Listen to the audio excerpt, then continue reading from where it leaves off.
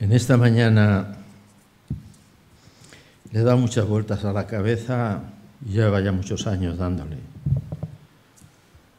Y este mensaje que en esta mañana yo quiero compartir con vosotros y todas las lecturas que se han venido haciendo me da la razón de que tiene que ser expuesto. Hace 15 años, una iglesia, hermana nuestra, me atreví a hacer una exposición en el capítulo 3 de Segunda de Timoteo. Y bueno, cuando hice la exposición había jóvenes que estaban escuchando el mensaje y un hermano que se ve que era el que se encargaba de los jóvenes me comentó cuando terminó el mensaje que le había sacado un poco de contexto lo que había dicho. Y yo le dije, hermano, yo entiendo que no está fuera de contexto. Digo, porque la juventud del espíritu juvenil es el mismo hace 1000 años que hoy. Y el hermano me dijo, bueno, pues cuestión de opiniones. Y este mensaje yo no lo he vuelto a dar más, porque pensaba en aquello, a lo mejor fui demasiado, me excedí. Y ahora considero que tenía que darlo otra vez. Pensé, Señor, guíame para que... La semana pasada ya estaba dándole vueltas y digo, tengo que preparar algo sobre este tema. Y estaba orando, dándole vueltas. Pero esta mañana, lo que ha leído nuestro hermano Luis me ha dado la razón. Estaba con ese temor de qué iba a hacer esta mañana. Hermano, por favor, ¿puedes repetir la lectura que has hecho? En Romanos. Sí. Poned atención, por favor. Hay la letrilla negra que tenemos delante que pone ya vigorosos en el Espíritu de Dios, y este es el vigor que el mismo Espíritu nos tiene que dar. Yo creo que es el Espíritu del Señor el que esta mañana está llevándonos hacia adelante en esta reunión, una reunión de alabanza que hemos tenido y de amor como iglesia que somos. Dice así: ahora pues, ninguna condenación hay para los que están en Cristo Jesús. Porque la ley del Espíritu de vida en Cristo Jesús me ha librado de la ley del pecado y de la muerte. Porque Dios hizo lo que era imposible para la ley, por cuanto ella era débil por la carne, habiendo enviado a su propio Hijo en semejanza de carne de pecado, y a causa del pecado condenó al pecado en la carne, para que la justa exigencia de la ley fuese cumplida en nosotros, que no andamos conforme a la carne, sino conforme al Espíritu. Porque los que viven conforme a la carne piensan en las cosas de la carne, pero los que viven conforme al Espíritu, en las cosas del Espíritu. Porque la intención de la carne es muerte, pero la intención del Espíritu es vida y paz. Pues la intención de la carne es enemistad contra Dios, porque no se sujeta a la ley de Dios, ni tampoco puede. Así que los que viven según la carne pueden agradar a Dios. Sin embargo, vosotros no vivís según la carne, sino según el Espíritu, si es que el Espíritu de Dios mora en vosotros. Si alguno no tiene el Espíritu de Cristo, no es de él. Pero si Cristo está en vosotros, aunque el cuerpo está muerto a causa del pecado, no obstante el Espíritu vive a causa de la justicia. Así, el Espíritu de aquel que resucitó a Jesús de entre los muertos mora en vosotros. El que resucitó a Cristo de entre los muertos también dará vida a vuestros cuerpos mortales mediante el Espíritu que mora en vosotros. Así que, hermanos, somos deudores, pero no a la carne, para que vivamos conforme a la carne. Porque si vivís conforme a la carne, habéis de morir. Pero si por el Espíritu hacéis morir las prácticas de la carne, viviréis. Porque todos los que son guiados por el Espíritu de Dios, estos son hijos de Dios. pues no recibisteis el espíritu de esclavitud para estar otra vez bajo el temor, sino que recibisteis al espíritu de adopción como hijos, en el cual clamamos Abba, Padre. El espíritu mismo da testimonio juntamente con nuestro espíritu de que somos hijos de Dios. Y si somos hijos, también somos herederos, herederos de Dios y coherederos con Cristo, si es que padecemos juntamente con Él, para que justifiquemos, para que justamente con Él seamos glorificados. Amén, Señor. ¿Por qué he hecho que el hermano lea esta porción? Para que la recordemos, la mantengamos siempre en mente. El Espíritu nos justifica cuando queremos reaccionar de una manera en la que queremos, vemos, nos hace ver, nos hace entender, y entonces para eso está el entendimiento y para eso está el discernimiento espiritual. La palabra te da la firmeza y la fortaleza y la guía para cuando una cosa no está o no debe de ser. No hay nada que esté fuera de contexto, sino todo aquello que nosotros nos pensemos que lo está. La palabra sirve para alimentarte, sirve para fortalecerte, sirve para edificarte, sirve para liberarte y salvarte. Cristo te salva, pero si no oyes y sigues la guía del consejo de Cristo y tienes esa lucha interna, una lucha espiritual de cambio que deseas cada día alcanzar la meta un poco más alta, y el Señor irá haciendo. A veces las cosas no salen como uno quiere, estamos en el mundo y sabemos cómo el mundo se mueve, y estamos viendo pues toda la escena que esta mañana comentaba el hermano y todo eso. Por nada estéis afanosos, de nada tengáis miedo. Lo importante es saber en qué situación estás, dónde te encuentras, quién eres y a dónde vas. Eso es lo importante. Y eso ya lo sabemos. Ahora tenemos que renovarnos cada día por el poder también del Espíritu de Dios para saber en qué dirección hemos de caminar. ¿Cuántas cosas vamos a enfrentar durante el día? ¿Cómo las vamos a enfrentar? ¿Qué preparación tienes? ¿Cómo te has desarrollado? ¿En quién confías? ¿En quién descansas? ¿Con quién te mueves? Todo esto tenemos que analizarlo y mirarlo. Y entonces, bueno, pues acercarnos en oración, orar sin cesar, dice la palabra. No significa que estemos siempre dándonos golpes de pecho, no, significa conexión con Dios continua. Cada escena, cada conversación, cada encuentro tenga que ver con lo que hay en ti de Él y que la gente lo pueda discernir, lo pueda entender, lo pueda ver. Y tenemos pecados, claro que los tenemos, y cuando nos enfadamos, luego pedimos perdón a Dios y hemos dicho cosas indebidas y hacemos cosas, pero mientras estemos en la carne esa lucha debe de estar en nosotros para que la corriente no nos lleve, porque es que si no, la corriente nos lleva, hermanos, de verdad. La corriente es muy fuerte, es muy fuerte. Es una corriente como cuando ocurrió lo de la Dana, viene el agua y se lo lleva todo para adelante. Y estamos viviendo unos tiempos de que la Dana está avanzando de una forma terrible por todas partes. Y ya no me refiero a la Dana material, que también, sino a la Dana espiritual. ¿Cómo se está moviendo el espíritu del hombre? ¿Hacia dónde va el espíritu del hombre? El espíritu de Dios está aparcado. Solamente lo tiene la manada pequeña. Tiene el espíritu de Dios todavía en acción. Y esto es lo importante. Pablo se caracteriza por la inquietud que tenía de no perder lo conquistado. Cuando él avanzaba con las iglesias y veía que la gente se convertía, él quería que los hermanos se asentaran, tomasen fuerza, tomasen ánimo, para que el Espíritu de Dios pudiese hacer la obra y pudiese hacer la labor en ellos.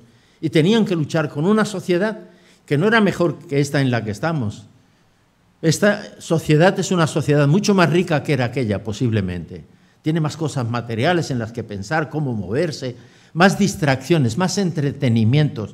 O sea, la fuerza del agua empuja mucho más fuerte que empujaba en aquel entonces. A nosotros nos empuja el agua mucho más fuerte, con mucha más fuerza.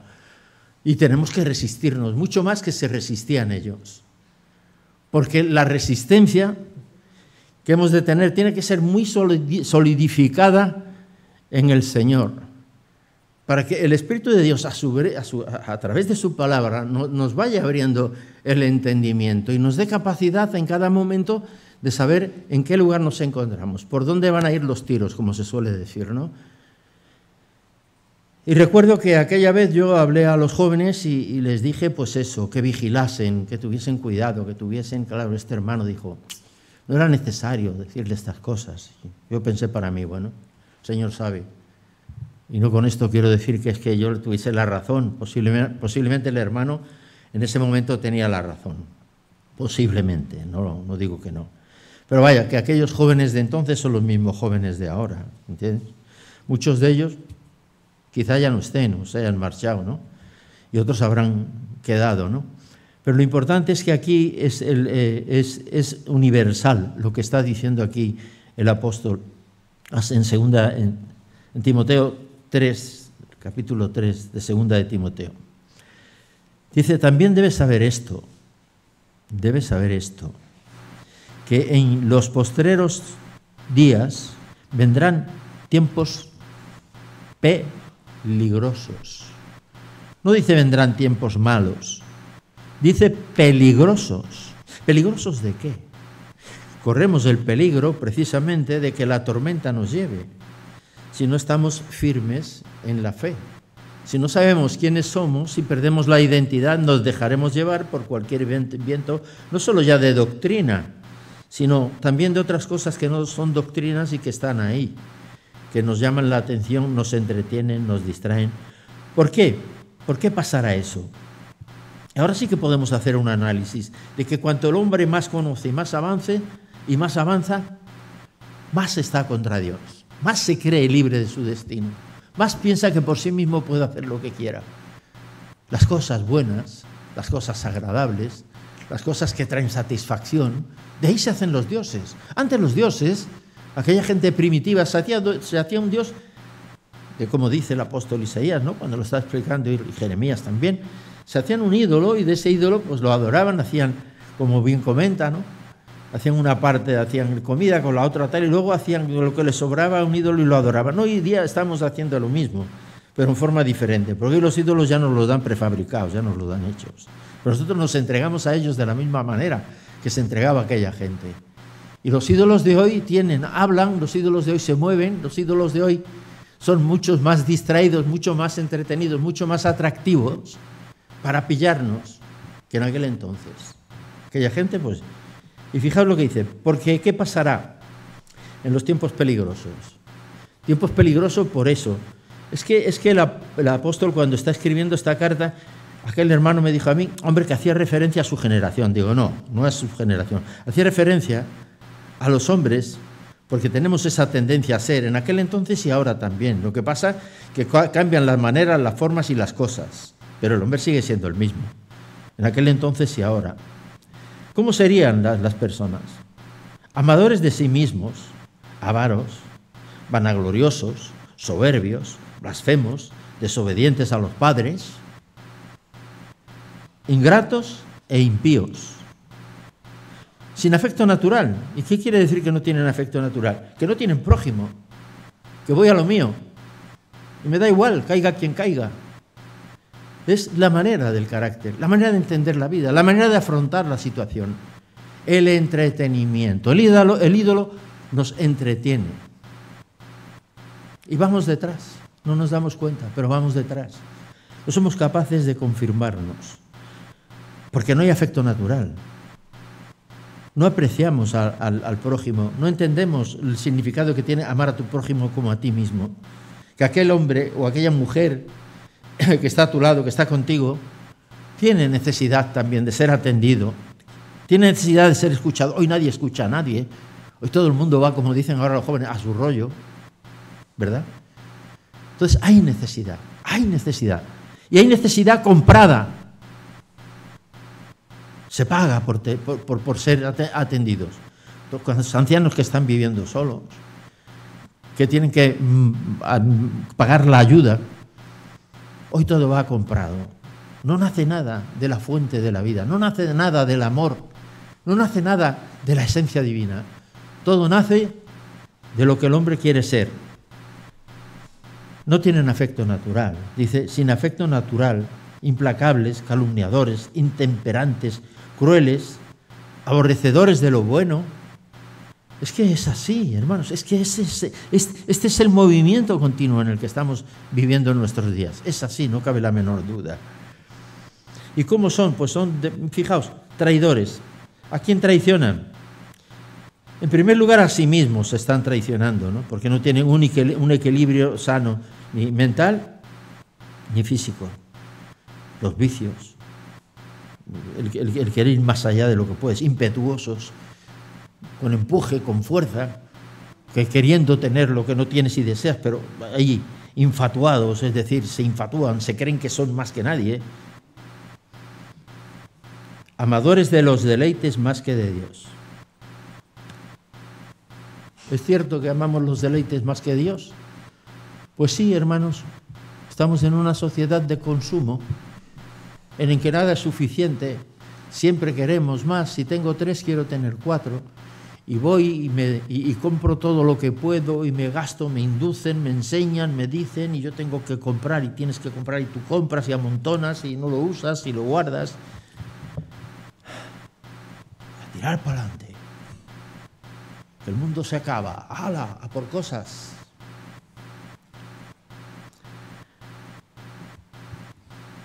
Traidores impetuosos, infatuados, amadores de los deleites más que de Dios, que tendrán apariencia de piedad, pero negarán la eficacia de ella. A esto se evita. Apariencia de piedad. Mucha simpatía, mucha alegría, mucho tal, pero no te fíes, no te vuelvas, cuidado. Y es que es así, ese es el carácter. Se está forjando de una manera egoístísima, el egoísmo, el ego. Yo el centro de la vida, yo el centro del mundo. Yo no necesito a Dios para nada. Si tengo todo lo que quiero, ¿para qué necesito a Dios? Esa es la manera de pensar, ¿no? Es como un cortocircuito aquí en la cabeza, y en el corazón ya no te digo nada, ¿no? El corazón ya ni llega.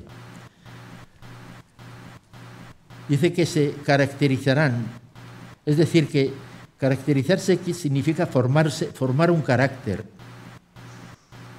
universal en la manera de pensar, un carácter universal en la manera de pensar, inducidos, guiados, aconsejados, manipulados, si queréis.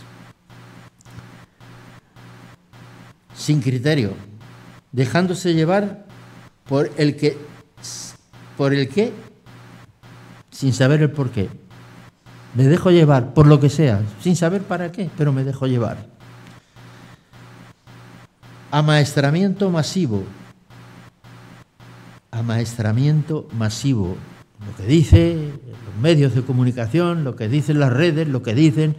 Amaestramiento masivo, para todos, hay para todos, para el que quiera, puedes coger lo que quieras. Colectividad ganadera. Todo el colectivo hace lo mismo que hacen los demás. No hay competencia, de ahí nos estamos surtiendo. Despojados de ser y de sentir. No tengas que pensar. Todo te lo damos nosotros. Tú solamente consume, es lo tuyo. Y si el consumo te lleva a la codicia, a la avaricia, a la acumulación, ya no te deja sentir nada más en el corazón. No te importa nada más que lo tuyo. No importa que las personas mayores estén abandonadas. No importa que los padres no quieran a los hijos y les dé igual lo que les pase. ¿Por qué? Porque primero están ellos. El divorcio, la separación continua, la discusión por los hijos, que a mí me toca, que a ti no te toca, llévatelo tú, ahora me lo dejas a mí, a ti no te lo daré jamás. ¿Qué es esto? ¿Qué es esto? No es tu fruto. ¿Qué es el matrimonio? Para eso hay que significar también qué es el matrimonio, para entender que el matrimonio es una bendición de Dios y que los hijos es un fruto de Dios. Eso se ha roto ya. Ya somos independientes, ya no es como antes. Despojados de ser y de sentir. Vacunados contra la existencia de Dios, sí señor. Vacunados contra la existencia de Dios. Dios ha muerto, no existe. Por lo tanto, somos libres en toda la manera de obrar, en toda la forma de vivir, en toda la manera de pensar. No hay doctrina de Dios, no existe Dios. Y del llamado prójimo, que cuando nos desprendemos de Dios también nos hemos desprendido del prójimo. Hemos roto el puente que nos unía, el puente ha caído. Y del llamado prójimo, que era el espejo donde te podías mirar. Cuando nos amábamos, cuando había amor, nos entendíamos y deseábamos y teníamos sensibilidad, empatía hacia aquella persona, pero hoy ni sensibilidad, a mí, ni empatía. Yo me voy a ver, ahora me voy a enrollar. Esto es lo que hay, hermanos, es lo que se está viendo cada día. No hay otra cosa. Donde te podías mirar, antes de que como tú también se rompiera, antes de que nos rompiésemos, antes de que se rompiera el cántaro, había otra manera de entender el humanismo. Es el mismo humanismo, tiene el pecado, pero es que el pecado se ha multiplicado, ha ido mucho a más. Y ahora el ser humano es menos que era antes, mucho menos que era antes, vale menos que valía antes. Ahora somos más saldo que éramos antes. Antes teníamos algún valor. Justamente el valor, que con la empatía nos valorábamos los unos a los otros. Pero nos han borrado de la mente la empatía. Además, ¿esto quién lo puede hacer? Esto lo está haciendo quien lo hace, ¿verdad? Está haciendo el maligno, está haciendo el diablo. Es la hora del diablo. No es que para menos, no nos durmamos, despertemos un poco, parémonos y analicemos quién hace todo esto. Lo está haciendo el diablo. Simula perfectamente bien. Lo hace con mucho cariño, entre comillas, y no nos damos cuenta. Pues siempre hablamos de te quiero, no te quiero, dejé de quererle, pero ahora quiero a aquel otro. Un mercadeo, ¿no?, con el amor. Te quise, pero no te quiero. El amor no tiene mercadeo. El amor procede de Dios. Dios es amor. Y el reflejo de Dios, si lo lleva el creyente en su corazón, debe de utilizarlo, no como arma defensiva, sino en el estilo de vida, que es también defender a Dios en tu manera de hacer y en tu carácter. Que te puedan preguntar qué tienes que yo no tengo, si es que esa persona tiene un momento de lucidez y se para a hablar contigo, poder hablarle con naturalidad de cómo es tu Dios, que está vivo, que es activo, y que no solamente sea lo que tú digas, sino lo que también pueda haber en ti, en tu estilo de vida. El espejo donde podías mirarte antes como tú también, antes de que se rompiera. Dice Tito 3, del 1 al 7, recuérdales que se sujeten a los gobernantes y a las autoridades, que obedezcan, que estén dispuestos a toda buena obra. Hermanos, esto es la misión del creyente, obedecer. ¿Hoy día se somete a alguien a la autoridad? Nadie quiere tener autoridad sobre sí. No tiene autoridad los padres, no tiene autoridad el maestro, no tienen autoridad los jueces, nadie tiene autoridad. Oye, la autoridad mía soy yo, soy libre y a mí nadie me para. Que estén dispuestos a toda buena obra. ¿Cuánta disposición tenemos para echar una mano, para ayudar, para estar junto a otro cuando lo necesita? Que a nadie difamen, que no sean pendencieros. La difamación y la pendenciería hoy abunda por cualquier cosita así ya. Perdona. Sí, está riendo de mí. Luego ya me pillará en casa. Os lo digo, hermano, porque yo soy el más flojo de todos vosotros. No penséis que... Así que obedezcan, que estén dispuestos a toda buena obra. Que a nadie difamen, que no sean pendencieros, sino amables, mostrando toda mansedumbre para con todos los hombres, porque nosotros también éramos en otro tiempo éramos en otro tiempo y yo quisiera que siguiésemos rectificando, para poder seguir adelante. A veces nos tenemos que avergonzar y decir, pero ¿cómo se me ha escapado a mí esto? Y eso no debería ya de ser así, cuando ya hemos crecido en el Señor y ya estamos ya contemplando la venida, estamos esperando la venida, pero no solamente se trata de esperar, sino se trata también de actuar, de una manera en que puedan darse cuenta de que hay algo en ti que ellos no han tenido, y si no quieren no van a tener nunca. Éramos en otro tiempo insensatos, mirad cómo éramos y vamos a ir quitando lo que hay. Quizá la insensatez, dice, bueno, la insensatez ya la tengo vencida, no hago muchas tonterías y ya estoy un poquito más. Pero, ¿y la rebeldía? ¿Cómo anda la rebeldía? Ay, la rebeldía, ¿no? Rebeldes, extraviados, tampoco. Hemos corregido mucho, hemos avanzado bastante. Esclavos de deseos, pues tampoco deseamos tantas cosas, ni tampoco queremos amontonar cosas.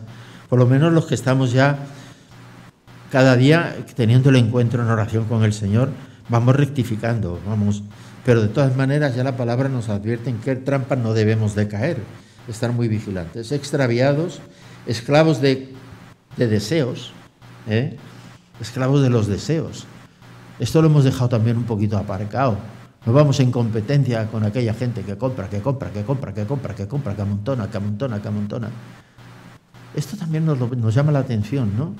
Habiendo tanta necesidad como hay y pudiendo colaborar con personas que lo necesitan, francamente, ¿no? Con nuestros hermanos que están predicando el Evangelio, que están sembrando la semilla. La Iglesia tiene que hacerse responsable de los otros hermanos que no por voluntad propia, sino sencillamente por don de Dios, están sacrificándose, predicando la palabra en lugares inhóspitos, perseguidos. Tenemos que tener una fe común, que tengamos los ojos puestos en aquellas personas que van por delante de nosotros, a ir a socorrer a quien lo necesita, más que lo que pueda necesitarlo nuestro vecino. Aquellas personas que se están muriendo de hambre, aquellas personas que están siendo perseguidas y maltratadas, y que estamos viendo muchos ejemplos hoy en día, por desgracia, también en Israel. Digo por desgracia porque este Israel no es el Israel del Mesías. Rebeldes, extraviados, esclavos de deseos y deleites diversos, viviendo ¿en qué? En malicia, en envidia, aborrecibles y aborreciéndose los unos a los otros. Ahora bien, aquí hay un cambio a partir del versículo 4 de Tito. Dice, pero cuando se manifieste la bondad de Dios nuestro Salvador y su amor para con los hombres, nos salvó no por obras de justicia que nosotros hubiésemos hecho, sino por su misericordia. Salvados por misericordia, no por obras. Las obras no suman. Las obras muchas veces restan, porque no son las convenientes, y más restan que suman. Por el avivamiento de la regeneración y por la renovación en el Espíritu Santo.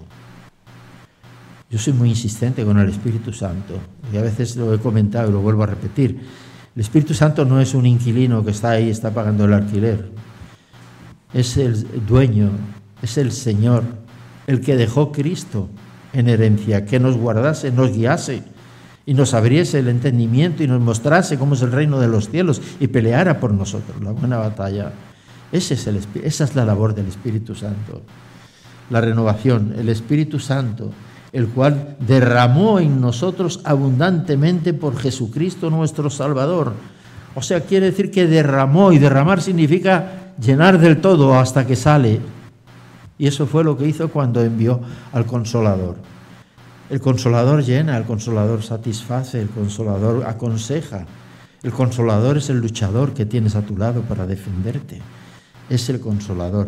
Y su palabra se esclarece y se abre y se acepta solamente por la obra del Consolador. Si no, sería imposible ante tanta competencia como tenemos a nuestro alrededor.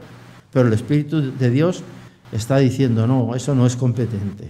Esto deséchalo, esto apártalo. Ahí está, en esa labor de acoplamiento, ¿Por qué? Porque tú ya eres súbdito del reino de los cielos en medio de un mundo de pecado. Y ahí está el Espíritu de Dios trabajando en ti. Por Jesucristo nuestro Salvador, para que justificados por su gracia, por la gracia de Cristo, viniésemos a ser herederos conforme a la esperanza de la vida eterna. Conforme a la esperanza de la vida eterna. Así que nos van conformando, el Espíritu Santo nos va conformando, es decir, nos va moldeando, nos va haciendo, nos va preparando para donde tendremos que ir. Entonces va puliendo, para que cuando entremos allí, entremos ya prácticamente preparados, sabiendo en quién hemos querido, cómo nos hemos movido, qué hemos hecho. También será importante, ¿no? Es decir, que cada día vamos añadiendo paz, serenidad, quietud, confianza. Eso lo da la sabiduría que viene de lo alto. Y esa sabiduría que viene de lo alto la toma del Señor Jesucristo y nos la da a nosotros, el Espíritu de Dios. Para eso lo dejó. Hasta el profeta Mahoma tiene el atrevimiento de decir que Él es el Espíritu Santo, para decirle a los musulmanes cómo lo deben de hacer y lo que tienen que hacer. Hasta ahí llega la osadía del hombre también, ¿no? Y del profeta y del gurú y del consejero. Hasta ahí llega la osadía.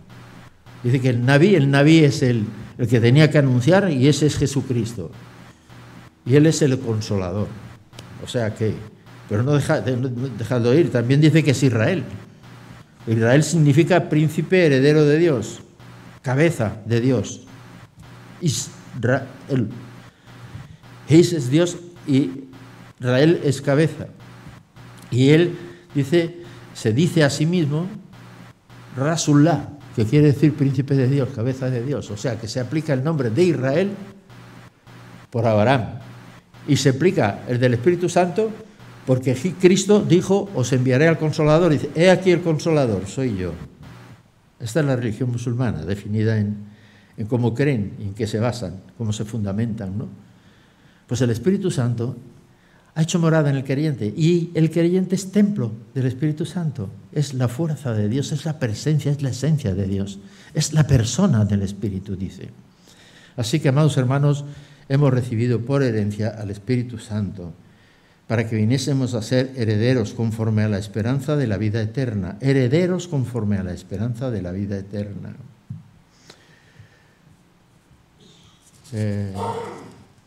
Romanos 12, del 12 al 21. ¿Qué nos dice aquí? ¿Cómo hemos de marchar? Gozosos en la esperanza, sufridos en la tribulación, constantes en la oración. ¡Qué alegría! Cuando hay un momento que estás en soledad con el Señor y empiezas a entrar en oración. Te vienen a la cabeza. Y ese momento de remanso, de paz, de tranquilidad, de quietud, de confianza, que parece que algo te está envolviendo. A lo mejor te ha pasado una hora y media. Cuando has mirado el reloj dices, ¡ay! Por lo menos a mí me pasa, hermanos, yo creo que a vosotros también os tiene que pasar alguna vez, también, ¿verdad? De ese rincón que te vas acordando de todas las cosas, de los hermanos, de las familias, del sufrimiento, de que tiene un hermano, que tiene el otro. La oración nos ayuda a estar en unidad, a estar ahí, porque el Espíritu es el que te va presentando los paisajes también, ¿no? De por qué debes de orar, por quién tienes que orar, cómo debes de hacerlo. Entonces es una enseñanza que estamos recibiendo de parte de Dios. Constantes en la oración, compartiendo para las necesidades de los santos, compartiendo, practicando la hospitalidad. Bendecid a los que os persiguen, bendecid y no maldigáis, gozaos con los que se gozan. Llorad con los que lloran, unánimes entre vosotros, no altivos, sino asociándoos con los humildes. Y luego lo importante, no seáis sabios en vuestra propia opinión, porque ahí viene la discusión. Y ahí viene la ruptura, cuando empezamos a creer que tenemos la razón. No paguéis a nadie mal por mal, procurad lo bueno delante de todos los hombres. Si es posible, en cuanto dependa de vosotros, estad en paz con todos los hombres. No busquemos gresca, no busquemos jaleos, no andemos de chismes. No os venguéis vosotros mismos, amados míos, sino dejad lugar a la ira de Dios, porque escrito está, mía es la venganza, yo pagaré, dice el Señor. Así que si tu enemigo tiene hambre, dale de comer, si tuviere sed, dale de beber, pues haciendo esto, ascuas de fuego amontonas sobre su cabeza, y no seas vencido de lo malo, sino vence con el bien el mal. No te dejes llevar. Piensa. Siempre nos invita la palabra, reflexiona, párate, piensa. ¿Cómo debo de hacer? ¿Qué debo de hacer? Y para terminar, quisiera también terminar con una lectura también en 2 de Timoteo 4, del 1 al 4, lo que le está aconsejando aquí también Pablo a Timoteo. Y le dice, te encarezco, te lo digo en serio, se está diciendo, te encarezco. Timoteo era joven, pero era fiel. Y él veía que había fruto en él, Pablo veía que había fruto en Timoteo. Por eso lo estaba siempre aconsejando y siempre queriendo prepararlo. Pues ya desde la niñez, como enseña también, ya su abuela y su madre lo habían preparado para que así fuese. Te encarezco delante de Dios y del Señor Jesucristo, que juzgará a los vivos y a los muertos en su manifestación y en su reino. ¿Qué le encarece? Que predique la palabra, que inste a tiempo y fuera de tiempo. Redarguye cuando una cosa no esté bien. Oye, esto no se puede hacer así, tenemos que hacerlo de otra manera. Eso es redarguir. Y reprender incluye también. No solo es redarguir y decir hazlo así, sino también cuando hay que llamar la atención, por aquí no paso, también ha de ser por aquí no paso. Reprende, exhorta con paciencia. Porque si la exhortación no es con paciencia, es ofensa, es insulto. Y no debe de ser. Con paciencia y además añade, y doctrina. Sobre todo que el fundamento de lo que tú expones o quieres transmitir esté escrito, nazca de la Escritura. Porque vendrá tiempo... Ay, ¿dónde está el tiempo ese? ¿Dónde está ese tiempo? Está aquí ahora. Ahora está aquí, ese tiempo. Más que nunca, ahora está funcionando. Porque vendrá tiempo cuando no sufrirán la sana doctrina. No aguanto que este tío me eche sermones, no aguanto que me digan, no quiero saber lo que ahí dice, a mí no me interesa. ¿Estáis siempre lo mismo hablando de Dios? Venga, hombre, cuídame ya. No sufren la sana doctrina, no quieren saber, no entienden. Sino que teniendo comezón de oír, eso sí, ajá, eso me gusta. Que me alaben, que tengo a un Dios para mí solo, que es un Dios milagroso, que hace señales para tenerte contento. ¡Ay, qué engaño, Dios mío! Pero cuela.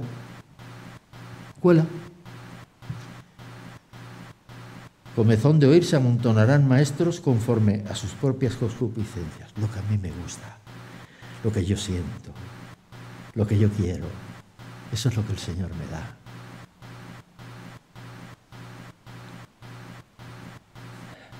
Los milagros. San Pedro, San Antonio, San Juan, San Mateo, San Luis, Santa Elena, Santán.